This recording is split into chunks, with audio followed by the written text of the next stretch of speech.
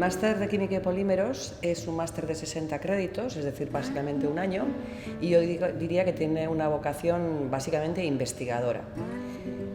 Lo cual no quiere decir que hay gente que hace el máster y luego decide no seguir una carrera investigadora, es decir, no hacer el doctorado, pero bueno, es una buena puerta para entrar a hacer un doctorado.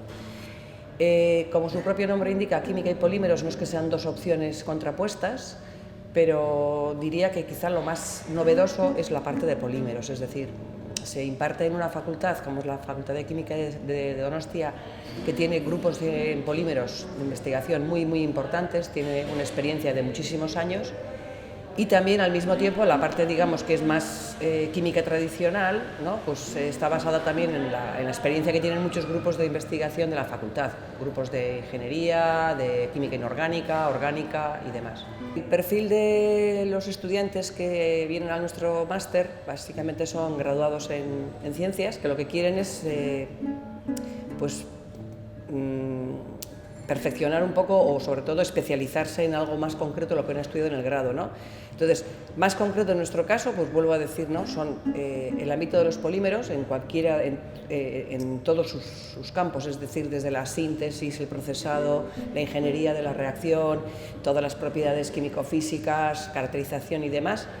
Y por otro lado, gente que desde el ámbito de la química analítica o química inorgánica pues tiene ganas de especializarse, teniendo un poquito más de ideas sobre, por ejemplo, pues nuevos procesos que se hacen en química, una química más verde, una tecnología más sostenible, un poco va por ahí. Y yo lo que veo en los últimos años además es que muchos de los que terminan el máster, ya digo que algunos de ellos siguen haciendo la tesis en algún programa de doctorado que también existe en la facultad, ¿no?, de química aplicada y polímeros, pero los que llegan al mundo laboral, pues muchos de ellos, es que ahora estoy acordándome de la última estudiante que terminó ayer el trabajo de fin de máster, pues empieza en un proyecto en una empresa aquí de Guipúzcoa que va a trabajar sobre los polímeros biodegradables. Todos sabemos cuál es el problema que generan hoy en día los plásticos, ¿no? Entonces, en nuestro alrededor hay muchas cosas que se están haciendo para poder evitar ese tipo de problemas causados por, pues eso, por los plásticos, por los residuos y por lo que todos sabemos, ¿no?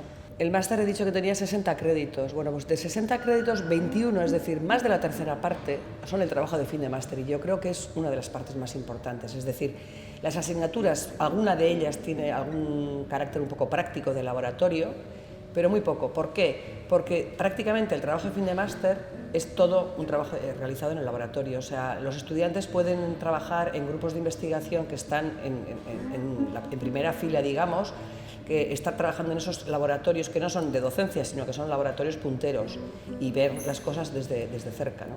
Y yo creo que eso es muy importante. Hay muchas veces donde ellos deciden qué es lo que les gusta de todo esto. En la Universidad de Burdeos pues acabamos de firmar un acuerdo para tener una doble titulación en el que incluye de alguna forma no solo el máster, es decir, si hacen una serie de asignaturas en nuestro cuarto grado de química en la facultad, es decir, todas ellas relacionadas con el ámbito de los polímeros, y luego siguen con el máster, obtienen una doble titulación con nosotros, el máster de Química y Polímeros de la UPV-HU y la titulación que da la Universidad de Burdeos.